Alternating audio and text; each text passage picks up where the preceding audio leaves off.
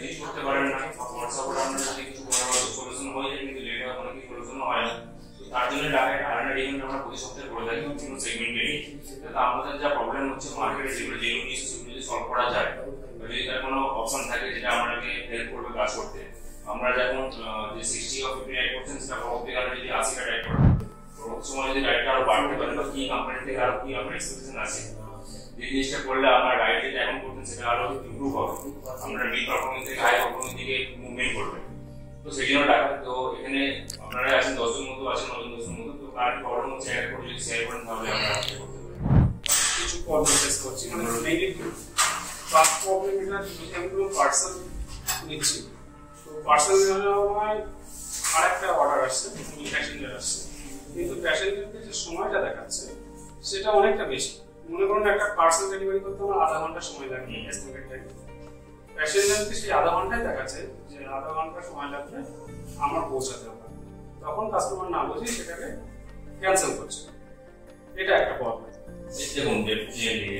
কোনো কাস্টমার আপনার জন্য আধা ঘন্টা ওয়েট করবে না, এটা এক ইস্যু, সেটা যদি আপনারা একটু জিনিসটা আপনাকে বুঝে গেছে। আমরা এর থেকে এটা কি করবো, আপনি অর্ডারটা অ্যাকসেপ্ট করবেন না যতক্ষণ আপনি ডবল বসের কাছাকাছি পৌঁছাচ্ছেন। একটা পার্সেল আপনি অ্যাকসেপ্ট করেছেন, তার সঙ্গে সঙ্গে আপনার একটা বাইক ট্যাক্সির অর্ডার এসেছে, আপনি অর্ডারটা অ্যাকসেপ্ট করবেন না, অটো অ্যাকসেপ্ট অন করা থাকে বলে, অটোমেটিক অটো অ্যাকসেপ্ট অন করা থাকে বলে আমাদের অর্ডারটা আসতে থাকে। ওটা তো মাল্টিপল হিসেবে করছে, মানে র‍্যাপিডো আমাকে অ্যাসাইন করছে ওনাকে নিয়ে যাওয়ার জন্য, যেহেতু এটা মাল্টিপল আপনারা যায় সেজন্য আপনার কাছেও ঢুকছে সেই সময়। নো এটা আমি বলছি ধরুন পার্সেল আমি নিয়েছি 20 কিলোমিটার দূর থেকে, ফুল অর্ডার যেটা আমাদের চলে, ফুল অর্ডার যেটাতে ফুল অর্ডারটা চলে, আমি ধরুন 1 কিলোমিটার 2 কিলোমিটার আসার পর আমার প্রোডাক্ট আমি নিয়ে নিলাম, কিন্তু ওই কাস্টমারকে আমরা 20 কিলোমিটারের যে রাস্তাটা ট্রাভেল করার যে টাইমটা দেখাচ্ছে সেটা হচ্ছে ওনার কাছে দেখাচ্ছে 1 ঘন্টা পর আপনার কাছে রাইডার আসবে। রাইডার আমাদের মানে আপনি অর্ডার অ্যাকসেপ্ট করার পরে ডবল বসে কাছে যাওয়ার সময় অর্ডারটা অ্যাকসেপ্ট না ড্রপ অপশনটা কাছে মিডল রোড থেকে মিডল রোড যেখান থেকে যাচ্ছে পিকআপ টু ড্রপ,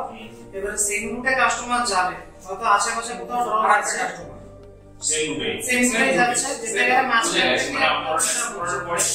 আপনার যে ট্রাভেল টাইমটা প্রথম থেকে ছিল সেটাই সেটা কাস্টমার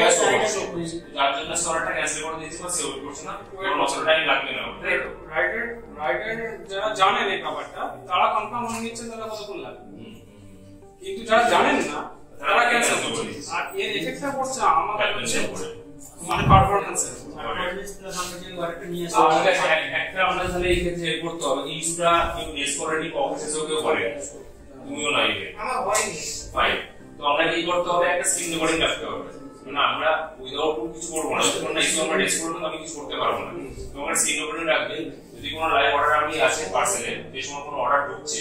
অর্ডারটা ক্যান্সেল হয়ে যাচ্ছে, তারাটা আমার পুরো কমপ্লিট প্রসেসটা স্ক্রিন রেকর্ডিং লাগবে, সেটা আমি রেজ করে ইস্যু সলভ করার জন্য আমি পোস্ট করতে পারবো। ঠিক আছে, যে এরারে ইস্যু ফেস করছে ডেফিনেটলি, মানে যদি ওটা ক্যান্সেল করলে স্ক্রিনশট কি করে মারবে, আইডিটা তখন এখানে স্যার প্রবলেম একটা হচ্ছে, যে প্রবলেমটা রয়েছে ওটা কিন্তু আমাদের দিক থেকে দেখাচ্ছে না, যে টাইমটা আমরা বলছি ওইটা হ্যাঁ এটা সলিউশন এমন হতে পারে, অর্ডার অ্যাকসেপ্ট করে নিলেন আপনি,